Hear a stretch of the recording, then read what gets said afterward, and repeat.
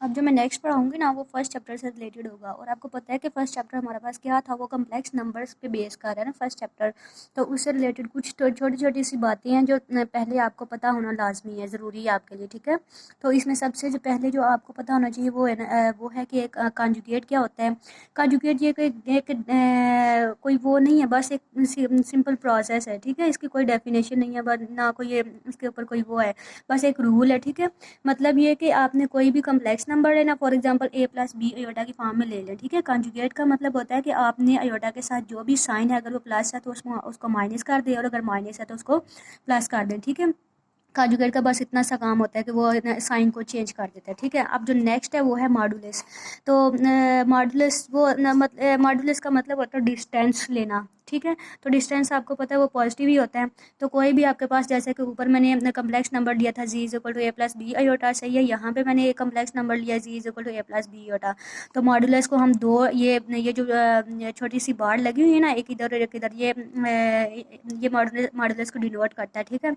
तो इसका square root लेके आपने एक रियल नंबर का स्क्वायर प्लस इमेजिनरी नंबर का स्क्वायर ले लेना, और वो आपके पास आ जाएगा उसका मॉडुलस, ठीक है। और अब दूसरा जो है नेक्स्ट जो है वो है पोलर फॉर्म में आपने कैसे कन्वर्ट करना है। पोलर फॉर्म आर और थीटा की फॉर्म में, ऐसी फॉर्म किसी भी कम्प्लेक्स नंबर की वो फॉर्म जो आर और थीटा में हम कन्वर्ट कर देते हैं, वो पोलर फॉर्म होती है। फिर कार्टेशियन फॉर्म आ जाती है, वो एक्स प्लस एयोटा वाई की फॉर्म में ले लें, या ए प्लस बी एयोटा और सी प्लस डी एयोटा, मतलब जिसमें आर और थीटा ना हो वो कार्टेशियन फॉर्म होती है। और जो ऐसे क्वेश्चंस या ऐसे क्वेश्चंस जिनमें आर और थीटा जिनमें आर और थीटा इन्वॉल्व होते हैं वो पोलर फॉर्म होते हैं, और जिनमें आर और थीटा इन्वॉल्व नहीं होते वो कार्टेशियन फॉर्म होती है, ठीक है। अब जो नेक्स्ट है वो आपके ये क्वेश्चन है कि कन्वर्ट करना है कार्टेशियन फॉर्म से पोलर फॉर्म में, वो कैसे कन्वर्ट करते हैं। उसके लिए हमें क्या क्या ज़रूरत पड़ेगी। उसके लिए सबसे पहले आपके पास होगा एक complex number, for example z is equal to x plus iota y, ये हमारे पास पहले कार्टेशियन फॉर्म में था। फिर आपने इसको क्या करना है, पोलर फॉर्म में कन्वर्ट करना है, सही है। तो हमारे पास जो होता है एक्स होता है वो x is equal to r cos theta, ये मैं पहले भी बता चुकी हूँ कि ये कैसे होता है।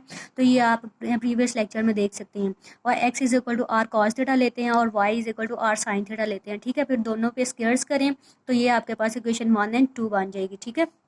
अब जो नेक्स्ट है आपके पास वो है दोनों को ऐड कर देना है, ठीक है।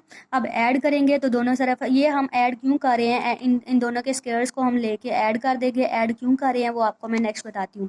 तो वो हमारे पास आ जाएगा cos square theta plus sine square theta 1 के इक्वल हो जाता है। और स्क्वायर ऑफ दोनों साइड्स पे स्क्वायर रूट ले लें, square of x square plus y square is equal to square of r square, ठीक है। इसका स्क्वायर कैंसिल हो जाएगा और r is equal to square of x square plus y square आ जाएगा, ठीक है। R is equal to modulus, इसे कह लें मॉडुलस, मैंने आपको पहले भी बताया था डिस्टेंस को कहते हैं। तो ये वही डिस्टेंस आ जाएगा आपके पास x square plus y square, ठीक है।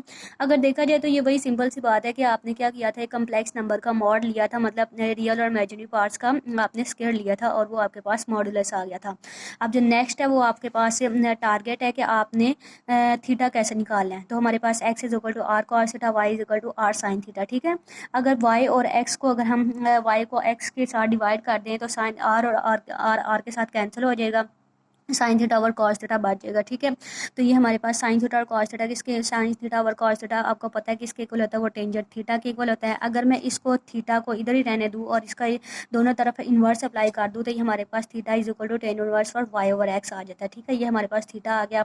तो ये होती है हमारे पास है, हमने आर और थीटा वहाँ से निकालना था। पोलर किसी भी कम्प्लेक्स नंबर को, कम्प्लेक्स नंबर की पोलर फॉर्म को कम्प्लेक्स नंबर की कार्टेशियन फॉर्म को पोलर फॉर्म में कन्वर्ट करने का मेथड था। ये आपने ध्यान रखना है, और छोटी छोटी बातें जो आप को बताई जाती है इनको फॉलो किया करें। जो आपका पेपर आएगा वो ऑब्जेक्टिव टाइप भी होगा और सब्जेक्टिव टाइप भी होगा। ज़रूरी नहीं है कि वो ऑब्जेक्टिव टाइप अगर उसने कह दिया है एक दफ़ा कि ऑब्जेक्टिव टाइप आएगा तो इसका मतलब ये नहीं कि वो सारे का सारा ऑब्जेक्टिव टाइप भी होगा। उन्होंने ये बात बताई है कि अगर हालात दुरुस्त हो जाते हैं तो सब्जेक्टिव भी करना पड़ेगा और ऑब्जेक्टिव, दोनों मेथड्स आपको अप्लाई करने पड़ेंगे। तो आपने जो तैयारी करनी है वो इस तरह से करनी है कि सब्जेक्टिव और ऑब्जेक्टिव दोनों प्रिपेयर करें, ठीक है। ये ना हो कि आप सब्जेक्टिव को छोड़ के बैठ जाएं और ऑब्जेक्टिव पे फोकस करें।